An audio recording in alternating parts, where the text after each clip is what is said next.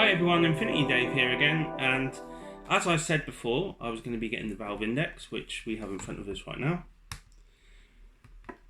So, I'm going to do a bit of a comparison with the HP Reverb, because I've had quite a bit of time with the Reverb, and now kind of got the Index, and yeah, so I'm kind of comparing that, and just what my general kind of feelings on it. So, I just want to kind of say straight out the bat that room scale, I think this is the best headset you can get, for sure. I don't think there's any headset that really...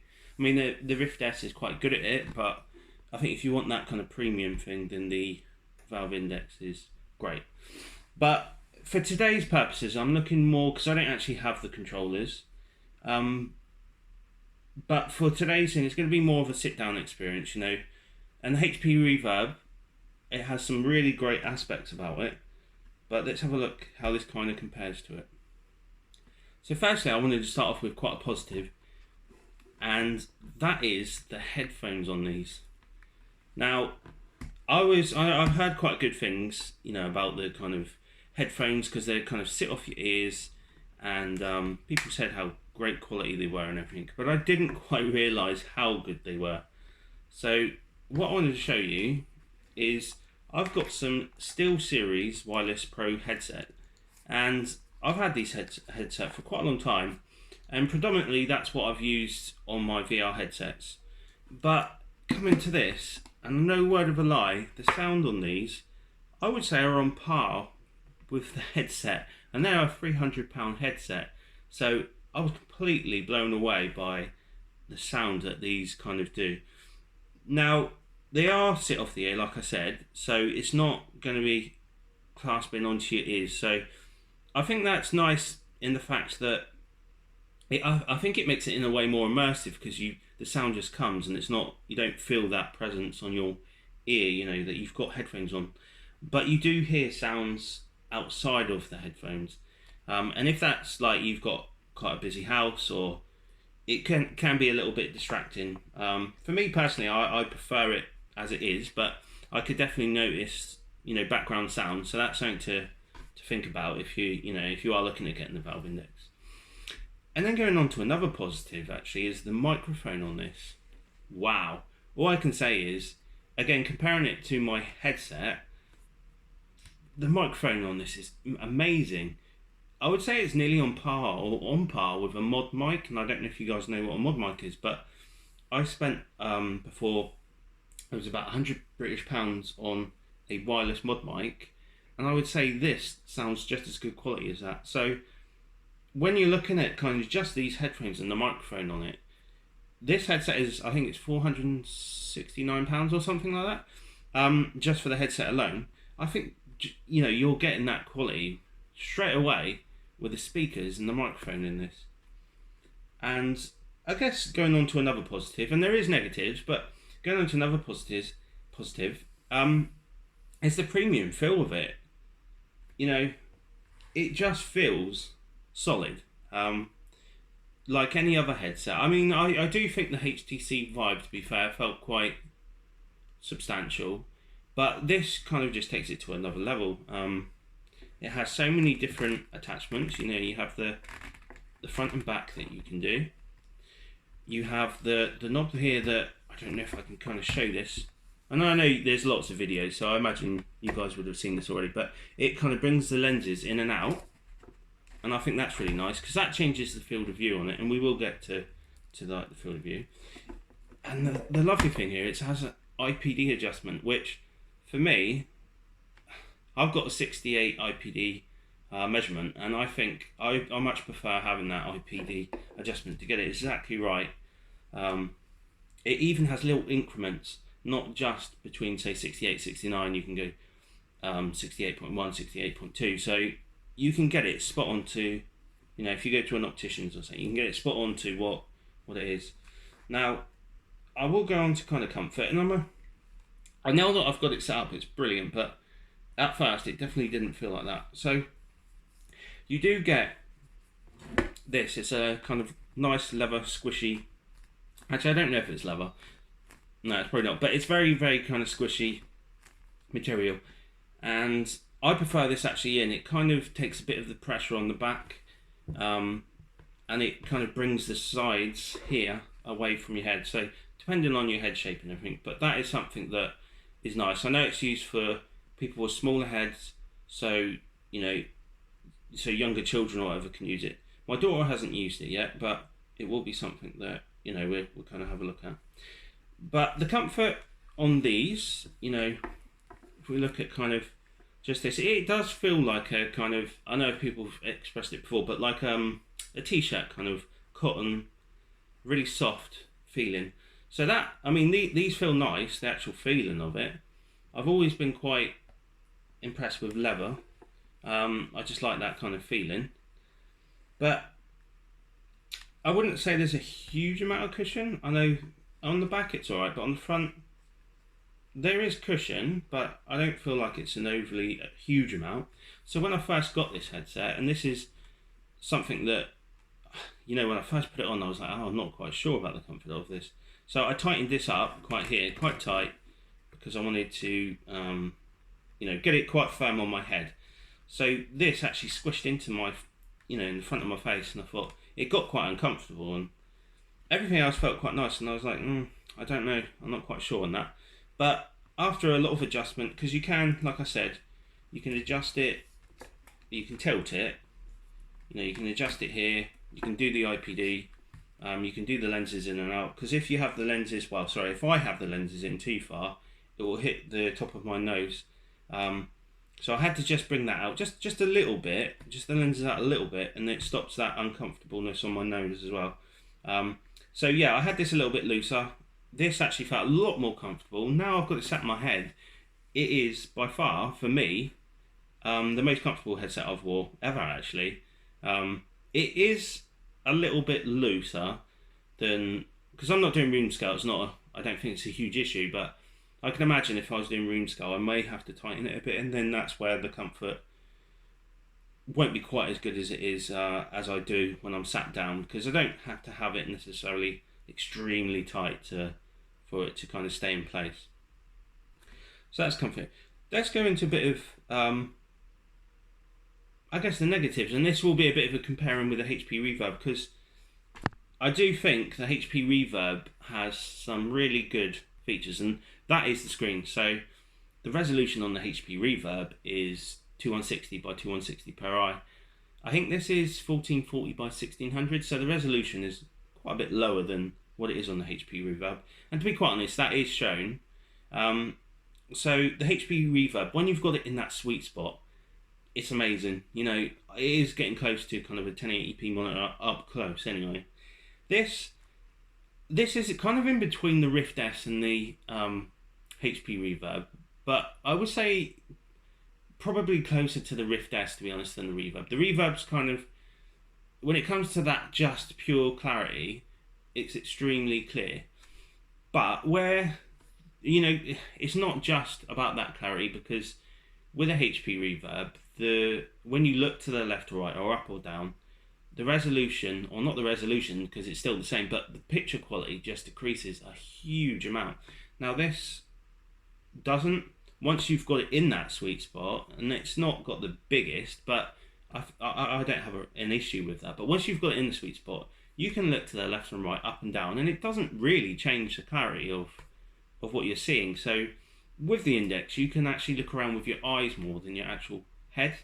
With the HP Reverb, for me anyway, it's essential that you really move your head instead of your eyes to look around.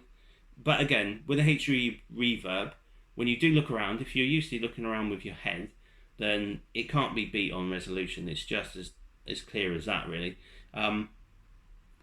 So the Valve Index definitely doesn't have this kind of clarity when you just that full-on straight-on look, but it does have the benefit of being able to look around with your eyes. So take that as you will. I kind of like how the Index feels a bit more comfortable in that sense, but I do miss the Reverb clarity.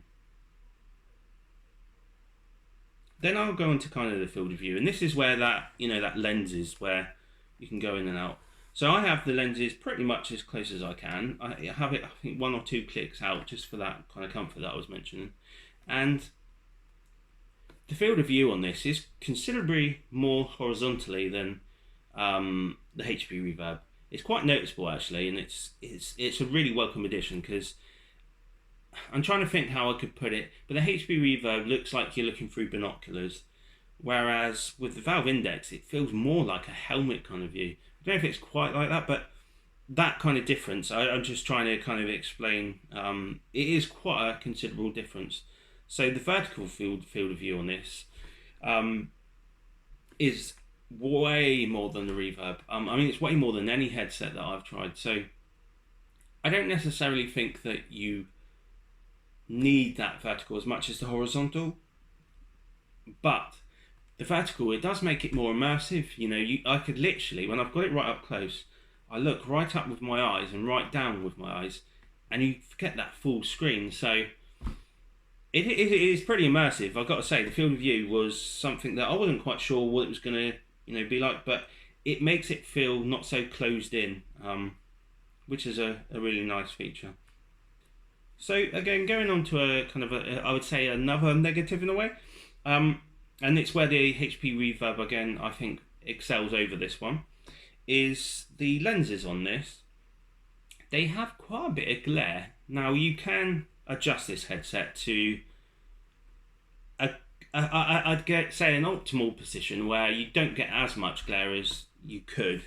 I found just tilting it down at the front just gave it so my eyes didn't see so much glare as when it was further up at first. You know, it depends what background. If there's a really dark background and then some really light writing, you can get some glare. So I minimised it. It's still there. It's not as bad as like the CV1 or the 5 for glare, but it certainly isn't on par with the Rift S. I mean, that has great non-glare issues. I mean, it might have a little bit, but nothing like this. The HP Reverb also has minimal glare, so that wasn't really a feature that I liked. It's not a break-in point where I would say I wouldn't use this, but it definitely is something that didn't really appeal to me, and I don't imagine that a lot of people would like it, but I think that's probably the biggest negative I have with this headset, to be fair. And it depends what you're going to be playing, you know. As I'm mainly sim racing, I don't find it a huge issue. I did try it at night time with the lights going, and it definitely has its little flaws there, but it's drivable. But in the daytime, it's not an issue at all. So, and that is predominantly what I would be using it for.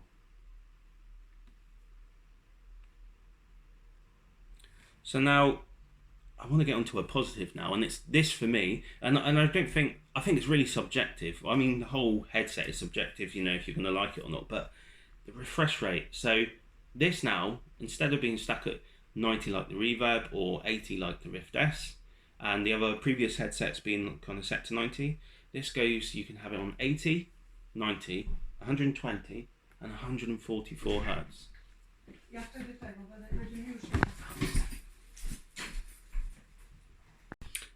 So I wanted to go on to another positive, and that is the refresh rate on this. So rather than being locked at kind of 80 like the Rift S and 90 like the HP Reverb, this goes from, you have the option of 80, 90, 120 and 144 Hertz. Although that 144 Hertz is more of a kind of beta tester mode, I think, from what I've heard. Although I've not had any bad experiences with it. So I think this is, obviously subjective to, what you see and how you feel. But for me, this transforms it. From going from 90 to 120, it feels so much smoother. I absolutely love it, and I find it really difficult now to go back to 90 Hertz, and it sounds silly, but until I've tried this, I didn't experience how smooth that 120 Hertz is. Now 144, there was a bit of a difference, but I don't think it's quite hard to reach that 144 Hertz in the games that I'm playing. So 120 Hertz for me was optimal. So, just comparing it now overall with the HP Reverb, because I think, and this is for my sitting down experience, because I think that is something that you know, a lot of people may be looking at headsets and thinking, you know, which headset is best to get. Now, please take this as a pinch of salt, because this is just my kind of subjective thoughts on what I've experienced and how it feels for me. And for everyone it's different. But as I said, for room scale, hands down, I would pick the the Index. But then you're talking quite a bit of money for that. Compared to the HP Reverb, which I wouldn't recommend for room scale. But the Rift S is at a decent price there. But if you want that premium, like I said, the Index would be the one to get. But you do want a great PC really to be able to run this. Now I've got a 9700K i5 and a 2080 Ti, so I'm kicking out quite a lot of horsepower for this. So I can usually reach that 120 Hz in most sim games. Maybe not kind of flight sim like X-Plane, that game's really demanding. But you do, it runs fairly well. But I think if you've just got it and you're running the 90 Hz or 80 Hz, it does have more screen clarity than the Rift S, and it does beat the Rift S in a lot of different things. But I don't know whether it would justify the price difference. I guess if you're just getting this in a base station and you're not worried about room scale, then you're talking about £600 compared to the Rift S, which is £400, but you do get that full room scale. I would, if you're just sitting down experience though, I would pick this over the Rift S by a margin. But when it comes to the HP Reverb, which I actually bought for £514 on the HP store, and this cost me £600 with the one sensor and the headset. So, cut the story short, I think that I would pick the Valve Index over the HP Reverb, just for the all-around experience that I have with it, with the headphones, with a great mic, with a bigger field of view, with the comfort. But the most thing for me, anyway, is the refresh rate. So, as an all-around kind of headset, I would pick the Index just over the Reverb. And this is for sitting down, but there's not a discount the Reverb, because it does have that really clear screen clarity when you got it in that sweet spot. Again, you have to move your head, but if you get adjusted to moving your head rather than your eyes, and you're okay with the slightly less field of view, and you got maybe your own headset, or you can use the headphones on the Reverb. They're not the best, but they're not bad. Then I think the Reverb could definitely be a great choice. But again, for me, the Index does beat it out on so many different things.